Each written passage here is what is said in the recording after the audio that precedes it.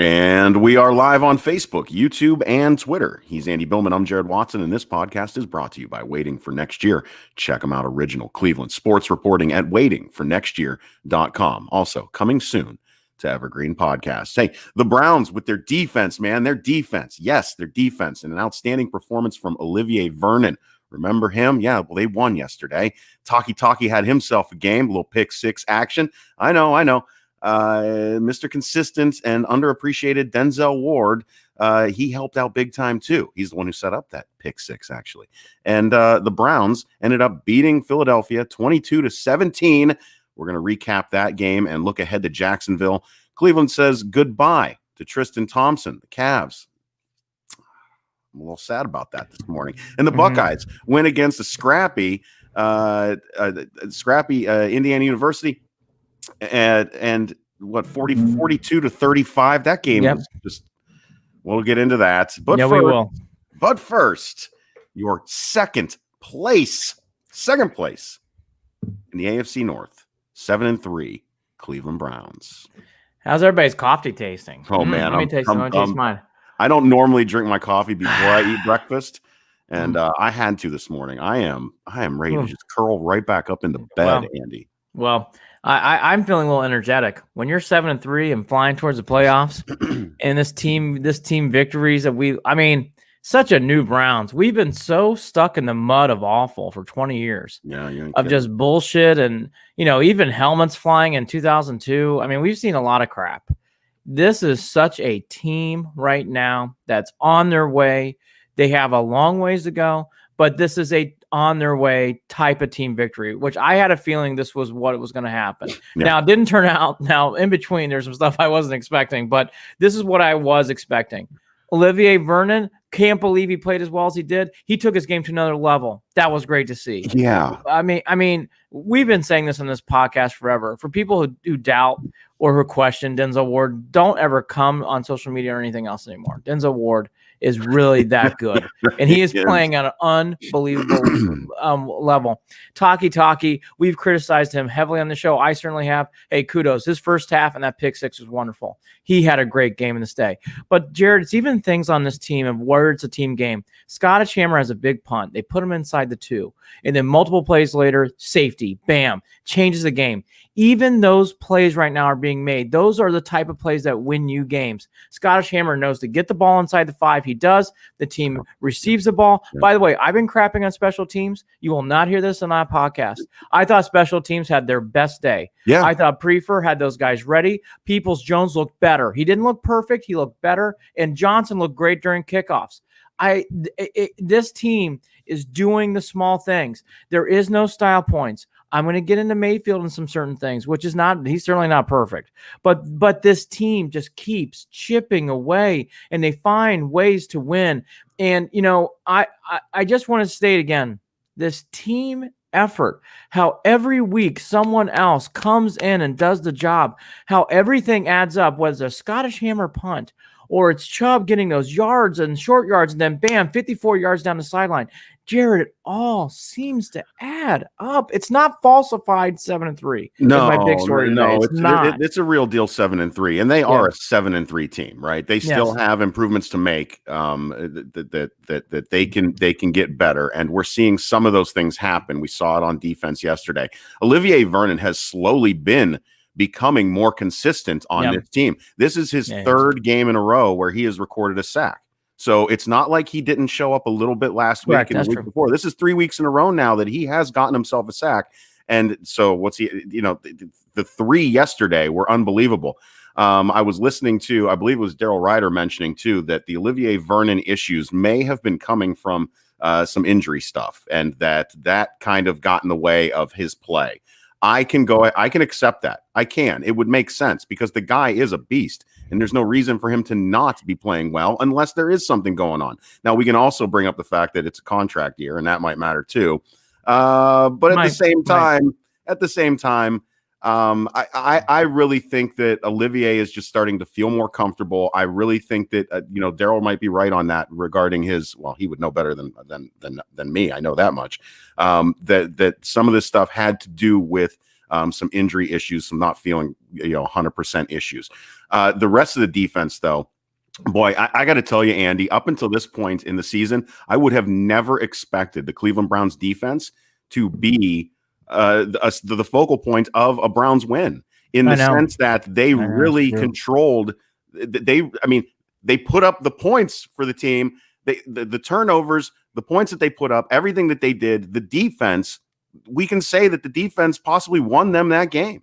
I think the defense did win them the game, actually. Yeah. I mean, I actually want to specifically hit on and Marissa brought up a good point, so I'm going to start here too. Yeah. This night and day compared to last year's defensive effort once again was Garrett. Yeah, and again, Marissa McCool on Facebook, and I was actually going to go a step further. For people who didn't see, Myles Garrett was tweeting throughout the game. It was really and it was really a presence on social media, which I thought was really cool. Emotional too behind those tweets. This is a team. I'm telling you, this is a team, and I just think this guy does not get enough shout outs. I'm going to do my soapbox moment here for Denzel Ward. Because Garrett was out of the game, you could feel Denzel Ward's presence on every pass. He was frustrating the Eagles receivers. His tackling has improved tenfold since his rookie year. You and I were nickel and diming that, and we should. He wasn't tackling as well as his rookie year. Well, and he was putting himself at risk the way that he was tackling. Point. I mean, he had those head injuries, and that scared the shit out of me that he wasn't going to be able to have himself a full career. But he learned. He's improved. He's gotten better. He finished as a Pro Bowler his rookie year, folks, and he's improving. I'm telling you. I really think Denzel Ward is an elite defender. Yeah. And I think because of Myles Garrett, he's not getting enough of a praise. I want to praise him today. Denzel Ward is just as important at times as Myles Garrett. Myles Garrett's 1. If there is a 1B, it's Denzel Ward. Denzel Ward is huge.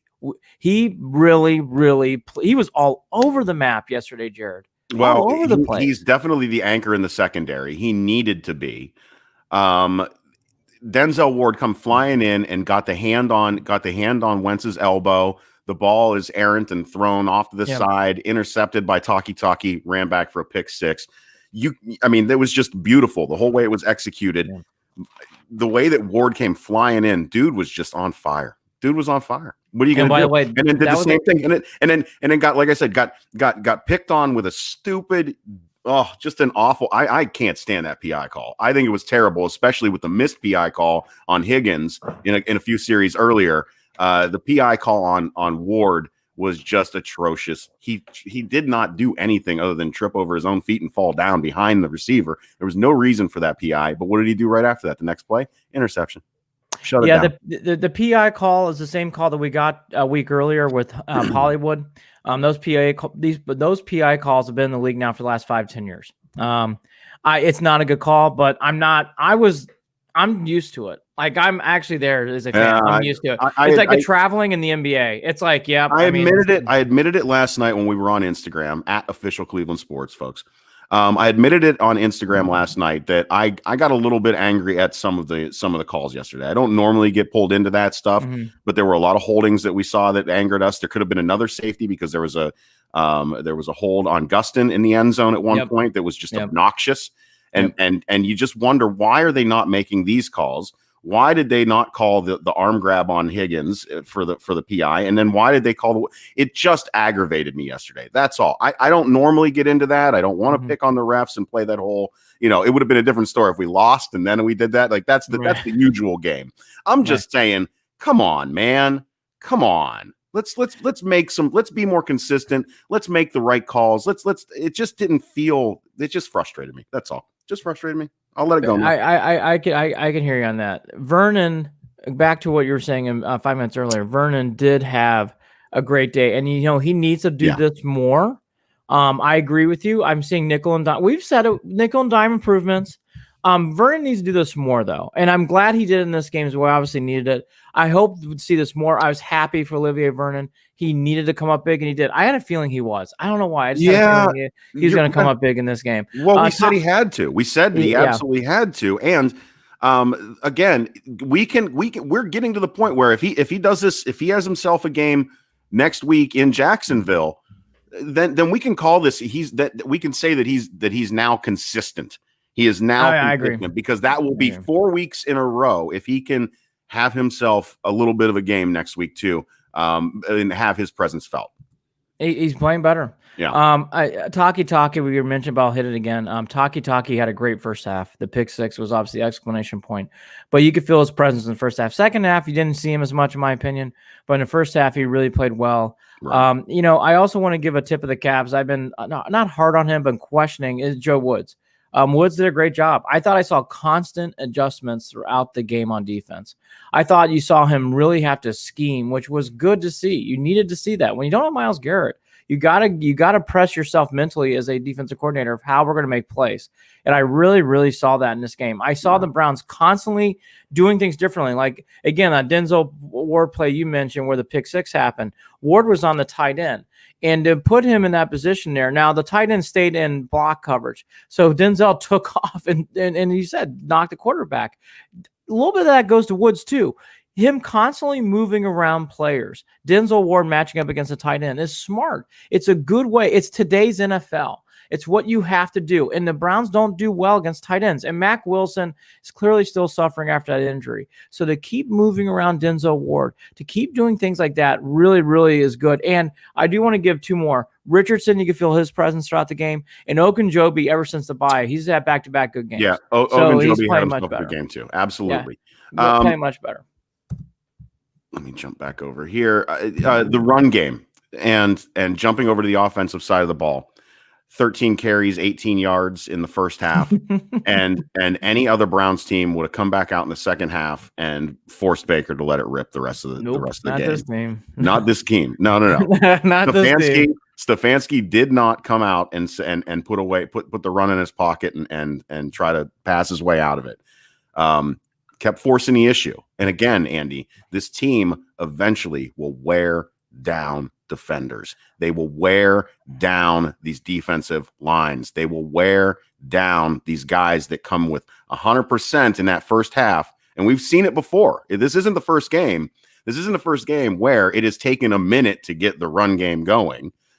And there you go. I do think that this goes back to Odell not being on the field, does make it easier for defenses to come at the Browns early and try to stop that run game because they're worried a little bit less about the pass. They're worried a little bit less about the coverage of Odell, and they understand that the wide receiver core is just not the same without him on the field. So they can sell out on the run a little bit sometimes, and that has hurt the Browns. That hurt the Browns in the first half. I think teams are going to continue to do that, but the Browns will not stop running the fucking ball. They won't stop doing it, period. Stefanski is unwavering in running that ball. Well, okay, now I'm going to take something you said. There's a lot there. Okay, running game first, Chubb. Chubb is a star. Chubb is a top 5 running back. He was only on the field for 5% of the snaps too yesterday. There's a lot of people who are said Philly fans, one in particular, who I don't think give proper respect to Chubb. Chubb is a star. We know that in Cleveland. I don't think people know that around the league. And Hunt's good too, don't get me wrong, but Chubb's better. And Chubb, if you keep giving him the ball and giving him the ball, you're going to see a 54-yard stiff arm posterized move, and he's just going to eventually break it. He just does. He does. I've seen it in his whole career. That is what he does. It's 2 yards, 3 yards, 2 yards, 1 yard, 2 yards, bam, 54. 2 yards, 1 yard, 2 yards, bam, 54. And it just happens time and time and time again. And again, Chubb is a star. You got to keep feeding the ball. Again, 22 passes to 40. That's the difference in this game. 40 carries. And by the way, I think they should be running the ball more. I really do. Yeah, I agree. Hey, Dogs Pound on YouTube. Let's go. Yes, absolutely. It was a big Browns win. Yes. They should run the ball more. Like I said, it looked like Chubb was on the field for about 45% of the snaps yesterday. The issue at the goal line was that he lost a contact. That was why he wasn't out there. That was why it was Hunt that was in there. And then he also lost a shoe at another point. So that kept him off the field. So Chubb had some issues with staying on the field yesterday. And that's why it wasn't, there were people that were saying, why the hell do you have Nick Chubb and not have him at that goal line? Well, because he because he lost his fucking contact. That's all right. Let's go back though to something. I do agree with your OBJ comment, but I don't think it's all about that. Mayfield has got to start playing better. He's got to start making these throws. I know we won. I'm going to not harp on this, but this was the first game out of the 3 in the bad weather games where I thought I know everybody thought the opposite. I actually don't think he played well. That miss pass to Bryant was a huge miss. That miss pass to Hooper was a huge miss, and we got stopped on the 1 yard line by Hunt. So that could have been a difference in this game. Mayfield has got to start. Now, we're going to be playing Jacksonville. You would hope it'd be dry track a little bit just to see a little bit of a different weather game would be nice. But I will say this. I think Mayfield does need to play better once we start getting into the Titans, Ravens, Steelers world. He's going to have to play a little better. Not a lot. He's going to have to play, though, a little better than what I'm seeing right now, Jared, to be honest. And that's a part of the reason why everybody's crowding the box, because they're not fearing Mayfield.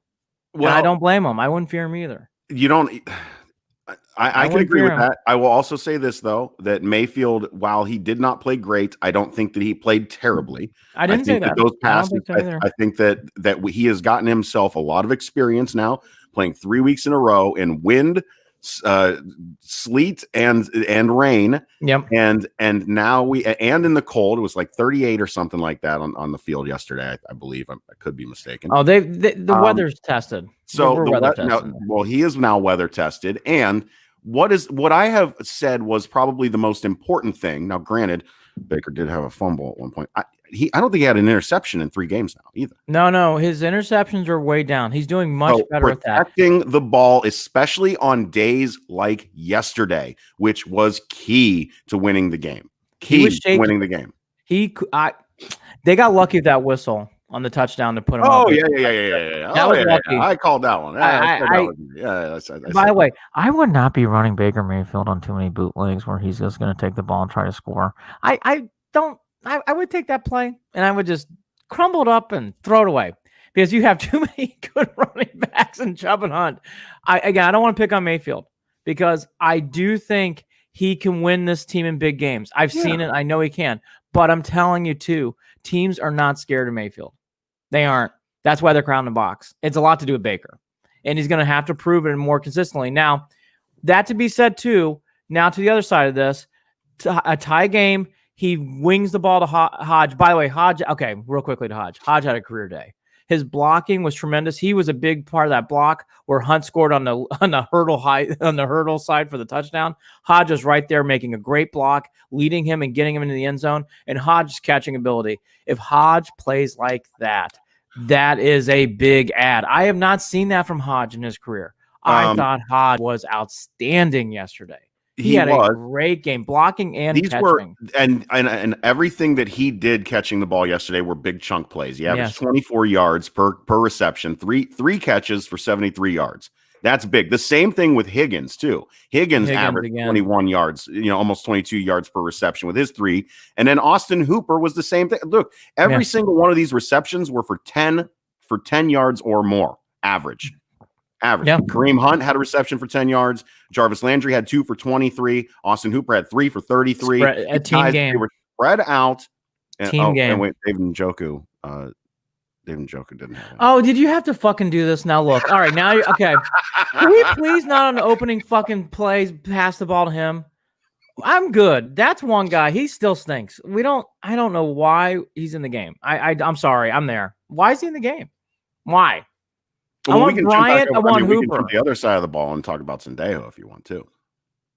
Just Sendejo's an eyesore. Just chucking wide receivers that don't have a ball pass. So just the only thing about Sendejo, he's good for 1 solid tackle per game, which he had again yesterday. But everything else stinks. But he's still not good. But I mean, by the way, Carl Joseph, that kid played well too yesterday. Couldn't believe it. Dog pound listening while work. That a boy. You tell your boss, look, I need a little mental break day Monday. It's fucking Thanksgiving week. By the way, do people not take a break during Thanksgiving? My workload schedule is unbelievable today, tomorrow. Like it is, I don't know why. The pandemic has just extreme the excel of working during Thanksgiving week for me. Yeah, I don't even like. Let me just say this. Besides the fact that I'm going to bust out my Traeger for the first time, I have not used it yet, and I got my my turkey mix pellets for smoked turkey. Besides that, and I'm not even a turkey guy, so this turkey better come out good, or I'm going to be pissed off. A lot of pressure. I fucking hate pressure, turkey. bird. Turkey just doesn't do it for me. But if I can smoke this sucker like I want to, then it's going to be a good day. That's the only thing I care about. I love turkey. Real quickly to something Dog Pounds has said too on YouTube. Here's a couple other things that are going on that's good about this win. The Colts won, okay, but we have the tiebreaker again in the sense that if any team had to win, that's okay. Right. The Titans beat the Ravens. That was a big win for us, I thought. I thought that really, really helped out the Browns because now that puts all the pressure in the world in that Monday Night Football game, and the Ravens have to go to Pitt. This is a rare time. I'm thinking of cheering for the Steelers on Thanksgivings. I want to see the Ravens go to 6-5. You're talking about the Ravens at 6-5, and hopefully the Browns do what they need to do in Jacksonville, and we'll be at 8-3. That is fucking huge. Huge. That's a game pad. Even if you lose going into Nashville, it's okay. Yeah. So, like, I'm a big poker player. And so my son and I were talking about this early this morning. He goes, why do you want the Steelers to win? I'm like, because I want players eliminated. I want the Ravens to start feeling the pressure of being eliminated. So them going to 6-5 would be a great thing. And it really opens up the door and puts all the pressure and chips in the world onto the Ravens in that Monday Night Football game. And the Ravens know it. That is, these two other football games on Turkey Day are awful. We'll watch them, but it's great background. Finally, it's great background. You don't have to be. No one's gonna fucking care about Texans line. No one cares about Redskins Cowboys. The Redskins Cowboys game. I'm over that. Can we just stop even having that? Oh, by the way, football team. By the way, there's other like weird connotations within that rivalry, within that game. I don't really like either. I don't like either. But the Steelers Ravens, even though I hate that game and I hate watching that game, that is a game I'll be watching. That is a game I'll have my absolutely. That is a game I'll have my eyes intent to. Now, back to the game here on Sunday. The other quick thing, too, I want to get on. Harrison's injury after the game. Stefanski did mention that they'll take more look at it. According to The Athletic, he left the game early with a knee injury. He returned, but that situation is going to be something to keep your eye on. I agree with that. By the way, The Athletic did a wonderful job. I think his name is Zach Jackson or Johnson. He did a great job on this post-game wrap-up. I really enjoyed reading it after the game. I forget it. What's his last name? It's Zach. Jackson. You're talking about Zach Jackson. Yeah, he did a good job. I really enjoyed his post-game. Doesn't he do the A to Z podcast with? I think so. I think so. But he did a great job with his post-game write-up. I really enjoyed it. Other thing, too, is we've been dogging him, and I want to give him props. Parkey, that was not an easy field goal, the 46-yarder, and he made it. I did not think the block was on him. I know it was a little low, but I understood why. Well, it was 47 That's yards. my point. It was another yard longer. He had to in a driving range. In a driving range. So I don't put that on Parkey. But Parkey making these kicks, does anybody miss Austin Seibert? We called it. That was a great move. Seibert stunk. Parkey being in this spot is I'm just much glad better. That you're not as nervous about Parkey as you had been in prior weeks. I like Parkey. I knew he would be okay. What surprised me was I still got nervous on kick returns and on punt returns, but not they looked all right. Peoples-Jones averaged for 5.5 yards on his punt returns, and on those kick returns, you're talking Johnson looked better. Yeah, Johnson looked better. No, this is the first game special teams did their job and did a good job. They did a good job receiving kicks. Return when they were kicking off, they did a nice job containing. I have not felt. Honestly, it's been years. That was the first time I felt a complete game from special teams. Even the block field goal aside, which there was, I felt that was one of the better games. And the Scottish Hammer punted the ball well. And again, don't forget about that. The Hammer punting that ball the way they did and keeping them inside the 3, putting them on the 2-yard line, forcing that was a big part of this game. That was huge play. Because you're talking about an Eagles team that, one, would not stick to the run like they could have and probably would have fared better against the Browns with. And then, 2, Carson Wentz does not get rid of the ball and he's standing in the end zone. So that's just a bad combination, and it worked out perfectly for the Browns. No. This is funny from Marissa McCool. I miss Austin Seibert like I miss the DeLucci and Michaels platoon. Exactly.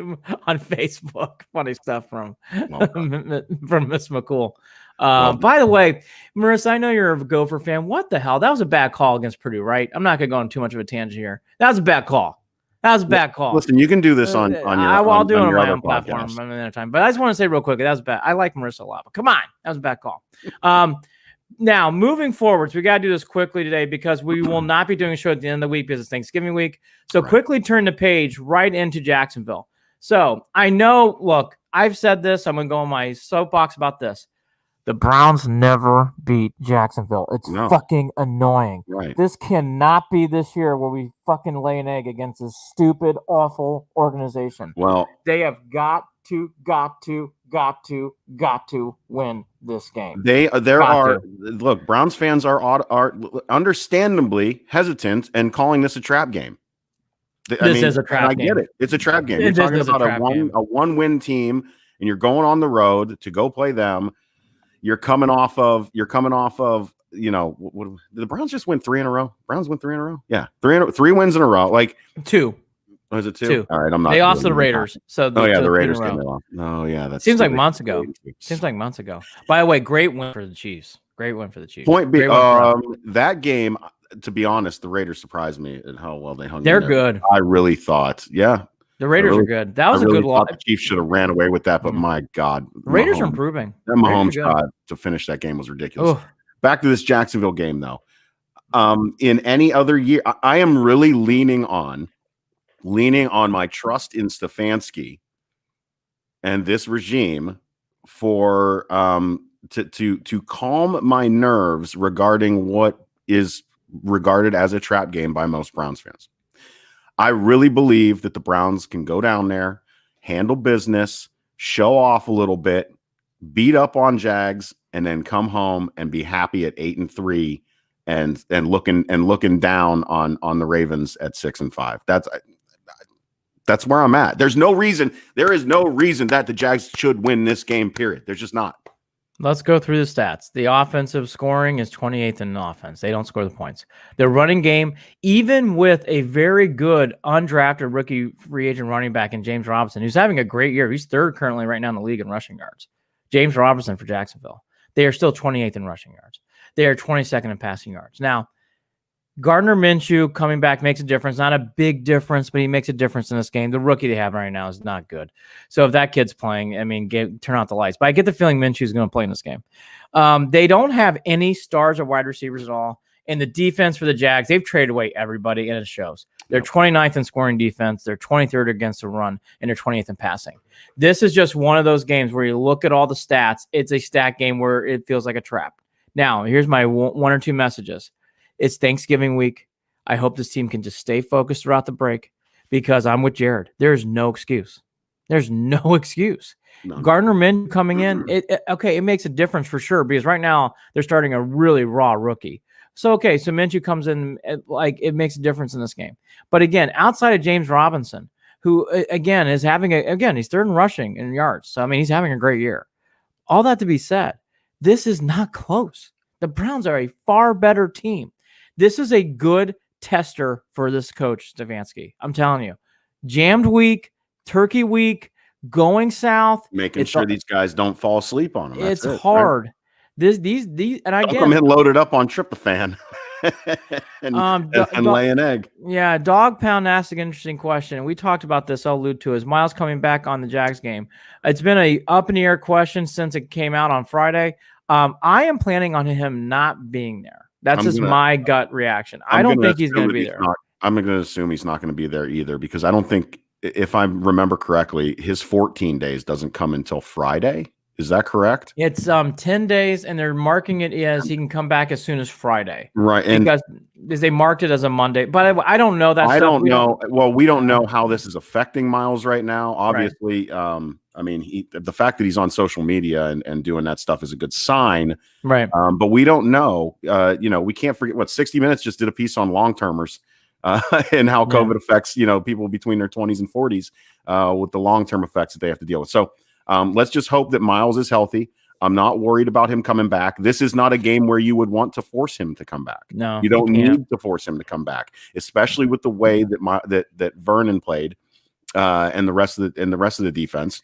That you don't really want to rush him back if you don't have to. Now, if this man is just sitting there with feeling asymptomatic and has no issues, okay, bring him back. I just don't know. We don't have those answers. We just don't have those answers. If he's healthy, play him. If he's not, don't. And by the way, that goes for Nashville too. If he's not feeling good going into Tennessee Titan week 2, you keep him out. Don't play him until he's ready to go. I know the Browns will win this game in my heart. I just know it. But I will allude to this. This is a trap game, and I can feel it. I'm really interested to see how Stefanski and these guys handle this week. This is with Thanksgiving going down south. Jacksonville's awful. They've won one game. It was the opening week. They have shit the bed and lost 9 in a row. This is not a good team. This is also, I know that we're talking about playing a team that is not good, but this is a very important game. Huge. Very important game. Need this game. You can put some space between you and third place. Put some more space between you and other wild card contenders. You need to win this game. Yeah. I will say this. I like the Browns to win. If the point spread's above 7, I would stay away from that for you gamblers. If it's under 7, I would be all over it. I think this magic score in this game 7. I'll say 27-20, something like that. I think that's the. I was looking 28-14. The Browns do need to score some points. They have not been scoring the points that they have been in the past earlier in the season. But again, a lot of that I think came down to the weather. So we'll see how this plays out. I think the Browns score at least 28 points. I do too. I think it's right now wheelhouse.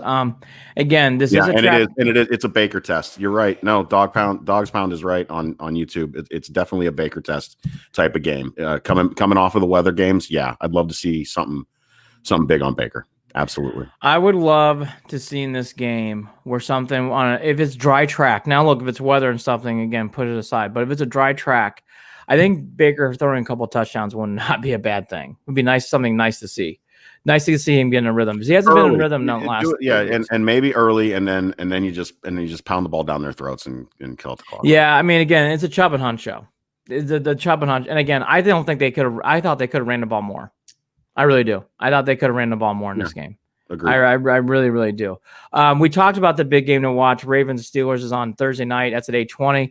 If you want to earmark some other games, the slate is not as great, but there's one. Titans and Colts play at the same time as the Browns. That's a great game at 1 o'clock. We won't be watching it, but that, again, it eliminates one team. You know, I'm 50-50. I don't even know who I want to win that game to help out the Browns more. I guess you want the Colts to win because the Browns have beaten them head-to-head. So, but again, do you want the Titans coming in with a loss against the Browns? I don't know. But that's a big game, obviously. Everything else is kind of like whatever. I mean, I don't get fired up about Seahawks, Eagles, Bears, Packers, blah. Saints, Chiefs, Broncos, I don't really care about. I don't really care. Chiefs, Buccaneers is exciting. I'm just not a Tom Brady excitement guy. But that's obviously a big game, and I'm not naive about that. But anyways, that's your slate. My final thought is this. This is a trap game week. But this is a total team. I do believe in Stefanski. Again, the history of me as a Browns fan is the Browns never are able to win these games against Jacksonville. They always shit the bed. No. Cecil Shorts. I mean, that terrible game they played in Jacksonville that year with Hoyer, that was awful. They lost that game.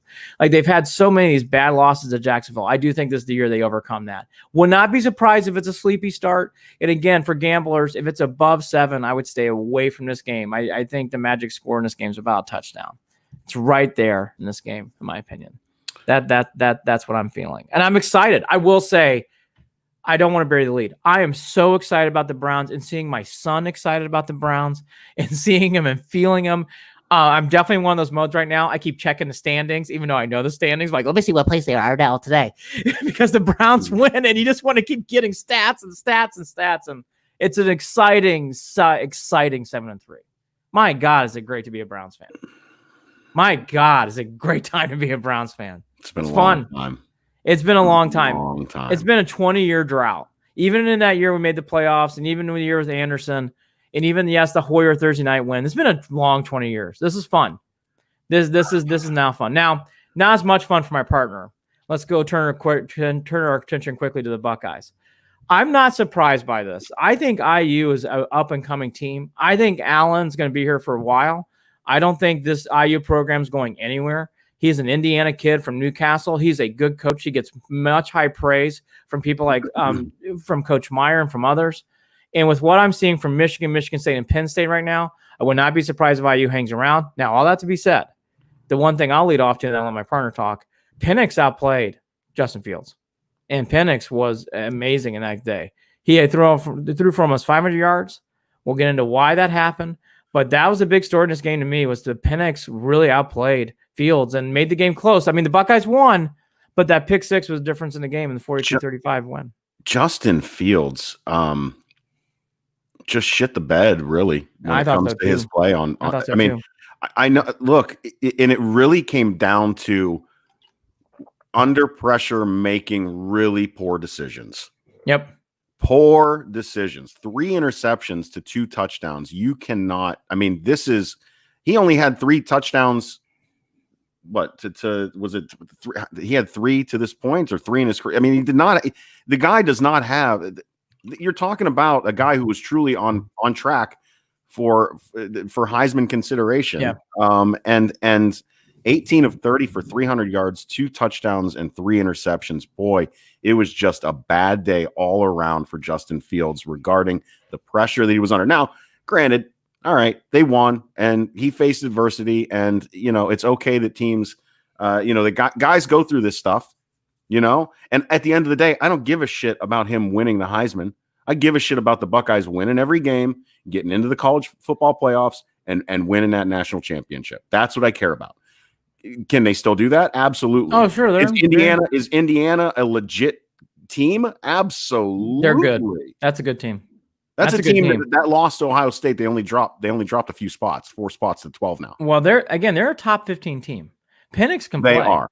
And they're well coached. That's a well coached. And now we're talking about Penix. I will complain more about this. I think that Ohio State's secondary, and I said this last night on Instagram, Ohio State's secondary, it makes me nervous as their linebacker core did 2 years ago. They just look like a mess. Like they are going to give up big plays all season. And it's just the way it's going to be. And I don't like that. Now, and then one other thing, I don't want to hear any more fucking complaining about the Buckeyes run game. I don't. Master T rushed for 170 yards, 26 carries, average 6.5. Stop it. The team rushed for more than 250. So again, enough of that. Stop it. There's no reason to complain about Ohio State's run game, period. I know that was a thing last week. It needs to just go away. Garrett Wilson is still on track to be an unbelievable superstar. Seven receptions for 169 yards. That kid is just a beast. It surprises me, Andy. It surprises me that he is outplaying Olave the way he is. Yeah. No, Wilson's a star. Wilson is a star. So Ohio State, while it was frustrating and while it was ugly and while Justin Fields had the worst game of his college football career, they still are able to pull it out. They win the game. That's what they needed to do. They didn't move in the standings. They're still sitting there at 3. They'll be okay. You just saw some things that make you wonder, oh boy, what are they going to do? Because these were things that you didn't think were going to be a problem. You didn't think that you were hoping that they would be able to, that they wouldn't give up 500 fucking yards. I can't. Yeah, obnoxious. Well, so here's my full take. So I read some things on The Athletic from Cleveland.com, read some other things about the Buckeyes and ESPN too. I thought ESPN actually did a great job breaking it down. The Buckeyes do have an apparent hole right now in the secondary, even aside from that pick 6. I mean, really, you can just see it all year. You saw in the Penn State game. You really felt in that game. You certainly felt in the Indiana game. What I don't think, I think what I'm at now with this team was this just IU's that good and Ohio State need to get punched in the mouth and that will make them better throughout the stretch? Well, I mean, that's why we watch the games, right? We'll see what happens. Right. Maybe they react and they take it out there. The Justin Fields, though, numbers to me does give me pause. Because now it's like, well, now where do they go from here? Because I want to see how he reacts here in these next 2 or 3 games, even against very winnable opponents. I want to see how Fields reacts. The Heisman stuff is done. My comparison to Burrow, well, you can bury that shit. That's gone. Okay, fine. But you're right. You're still, if you're a Buckeyes person and a Buckeyes fan, you're still on your way to big things. You're fine. And you won the game. And that's the biggest thing. You got to win the game. And they did. Here's the thing, though. This big play stuff is there. I think you're going to see this all year. They're going to give up big plays. I thought it was just a Penn State thing, but it's not. This Indiana game proved it's more legitimate of a hole than what I absolutely. They're going to give up the big plays, and they're lucky that Fields did enough to help them win, and that Andy, what I want to see is, yes, can Justin Fields put that game in his back pocket and just leave it there? Can he tuck it away and leave it and leave it in the past? Because that is what's going to be the most important thing, is that he does not bring in whatever doubts he has about himself, whatever nervousness that he has, whatever, oh, I don't want to do that shit again type feeling, he needs to just completely forget about that game. He needs to. It's got to go away. It's got to be non-existent in his mind, and he has to look forward, and that's it. And I hope that Coach Day can get him to do that. And I think he can. I think he can. I think Coach Day, I'm still saying it, I still like Coach Day and the direction of this team overall compared to even a few of Ohio State's past coaches. I really think that Coach Day is going to bring something special over the next 5 to 10 years here at Ohio State. Nope. I will go to this mount too. The running game for people who thought that the running game for the Ohio State, which I heard a lot. I mean, they ran for 307 yards. So you can forget about enough of that. Yeah, and so we can bury that storyline. That was misplayed by a lot of people in the press. That was obnoxious. I remember when you talked about it. Was it last week when we talked about it? These are the last week or the week before. It was like, what do you mean, Ohio? Like, stop it. I know that. I just thought that was so misplayed, and that game showed it. That was the difference in this game. Indiana couldn't do anything on the ground. In fact, I think if they could do stuff on the ground, I think that game would have flipped, but they couldn't. Right. The Buckeyes did enough there in our circumstances. And the running game, again, I think that storyline about the running game needs to be put away. They don't have a Dobbins, Zeke Elliott, Clarett guy. We know that. But look, they have a good, consistent running game. 307 yards is good. And Indiana's not a slouch on defense. So that's legitimate. And I've seen Master Teague improving, week after week. He's doing better. He's doing better. I just think in this year of COVID, it's survive in advance, as anybody will attest. So you survived in advance that game. The only thing I would say again, and we both talked about it, Fields, the next 2 or 3 games to me, I think is important. He doesn't have to play outstanding, but he came off with a stench. It just didn't feel good. Yeah, it was bad. It just did not. All right, I don't want to talk about it no more, Andy. We're done. Oh, no. All right. You don't want to? No, I can break this down forever. No, real quickly. There's some bigger games coming up again this week. There's some rivalry games this week. I think it's Alabama-Auburn this week. Because of all the COVID stuff, they have all these games still in their situation. I know Nebraska plays Iowa. That's now a rivalry. They're playing that game this week. So you'll see some rivalry games come up. It'll be interesting to see how many of these games get kicked off. I know COVID's on the rise with many of these programs. Clemson being one of them. I thought Dabo Swinney's comments were terrible. Dabo really putting the pressure on FSU. Hey, if you got a kid sick and he's traveling with the team, the doctors don't want him to play. Doctors don't want him to play. I thought that was ridiculous that Dabo was pushing back on that. Ridiculous. I just don't. You know what? This is the thing. Dabo has gotten a lot of love and praise over the years, and Dabo has also put his foot in his mouth a couple of times too. I'm starting to really just not have a good feeling about that dude. I'm just not. Yeah, I'm down on him. That's the type of shit that just drives me up a wall. I'm down on him too. I'm down. It's starting to become easy not to root Clemson. Would be my comment. It's starting to become easy not to root for them. All right, quickly, let's go into Cavs here as we wrap up the show. Tristan Thompson is gone. Kind of knew that. I wasn't so surprised about that. I just, when you're at the end of your career and you want to win one last championship, I totally get that. I would never begrudge anyone that way. That happens way too much in sports. I didn't feel like Tristan was coming back. Loved him as a Cav. He's a good guy, good player. Really, again, represents who we are as Cleveland fans. Shows up every day and plays hard. Does the things that you don't really get sexified with big plays and dunks and dribbling and shooting threes. That's not Tristan. Tristan's your rebounding guy. Picks up defenders. Picks up the best guy, does a great job in pick and roll defense, and does the scrappy things like offensive rebounds and playing minutes. That's Tristan Thompson. He was a huge reason why they won in 16. We talked about that forever. He is going to Boston on a 2-year, $19 million deal. Sounds like he's going to be signing for Turkey Day. And again, I was not as surprised by this. I did not think he was coming back. Again, typically, this is how it happens in sports. They want to win championships. Cavs aren't winning a championship in the next 2 or 3 years. So I get it. I told it. I don't like the Celtics at all, so I'm annoyed that he's going there. But I get it. I totally get it. You gotta take the money, and you're gonna have a chance to win a championship with the Celtics. I get it. Yep, go for it. Whatever. Sad to see him go, but I get it. I don't have anything bad, to be honest. Yeah, great Cav. There's been a lot of banter about him going up in the rafters. I'm indifferent about that. I wouldn't mind it. I certainly would not poo-poo it. But I'm not going to be out there leading the charge on that. I think it's a tough that's a call. little much. I mean, It's debatable. It's debatable. He's right there. He's right there. He's right there because he's really the last Cav standing in this championship run, and he's been here forever. So I get it. Kevin Love too.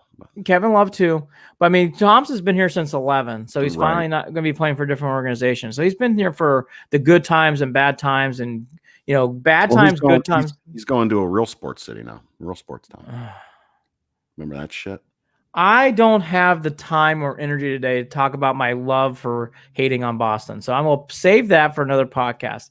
But I just can't get over Kyrie. That's all. Kyrie. Well, enjoy Brooklyn, in your championship run with what's his name, Kevin Durant, and it sounds like Harden's going there too because anyways, whatever. Yeah, weird. LeBron goes to the West and they all jump to the East. Strange.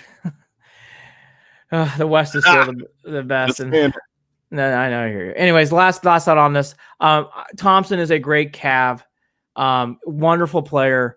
I'm repeating myself here, but it should be said again. He will be missed, but this was coming, and I kind of felt like this was coming, so I wasn't really as surprised as others are. The other big thing that came across last night being Sunday, today's Monday, the 23rd. On Sunday, the 22nd, JaVale McGree, it sounds like he's coming to Cleveland in a 2026 draft pick from the Lakers. He's coming onto the Cavs. It's a backup center role. He's at the end of his career, so it's really nothing more than that. He did start 68 games, averaging 6 and 6 and five rebounds, about one or two blocks a game. But this is a pure backup. I mean, that is what this is here.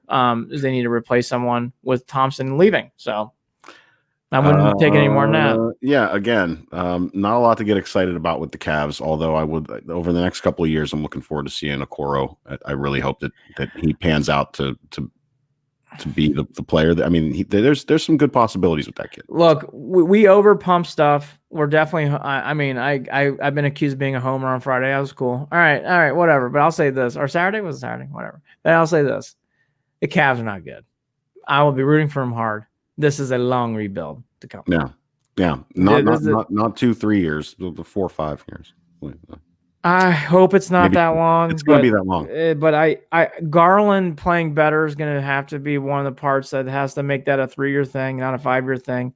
And Sexton is what Sexton is. He's a good pro, nothing more than that. But he's a good pro. I mean, he's a good pro. He's a good, solid pro. He's not great. Not going to lead your team to championships, but he's good. Yeah. And love is love. And Okoro hopefully will be a big difference on defense. All that to be said, I've seen this team play. I do like Drummond, even though a lot of people don't. I like Drummond on this team.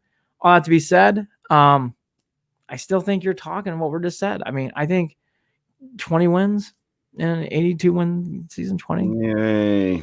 Yeah, I mean, it's hard. Okay, real quickly. The Cavs in the pandemic hurt, and I don't think people have stated this enough. They have not played since February. It's been a long time.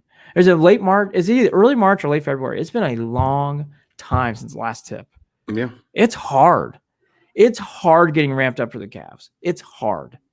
Cavs have a long road ahead. It's a road ahead. They can overcome it, but a long road ahead in the 2020-2021 season, in my opinion. You can follow us on Facebook, facebook.com/Cleveland and Beyond, on Twitter @CLE and Beyond, on Instagram @official Cleveland Sports, @official Cleveland Sports on Instagram. Shoot us an email, andyandjared@gmail.com, JARID. We're brought to you by Waiting for Next Year. Check them out, original Cleveland sports reporting at waitingfornextyear.com. And we are coming soon to Evergreen Podcasts. Andy, final thoughts? Oh, everybody has a great Turkey Day. Holly and I will be back on Tuesday night for Set the Edge, and then we take a long week off. We'll be back on Instagram tonight after the Cavs. Geez, tell you where my brain's at. After the Browns' hopeful victory, I think they'll win. They'll beat the Jacksonville Jaguars. We'll talk about that and celebrate them going into the Titans week. So everybody have a great Turkey week. Again, I just can't say this enough. This is a total team effort. I think more importantly, let's enjoy this. It's a great time to be around family and friends, and to have the Browns 7-3 in a good position to make the playoffs. Not just hey, they have to have some things happen. They are in a good position to make the playoffs. I think it's great, and we deserve it as fans. It's great. Need it. The Browns had better show up in Jacksonville.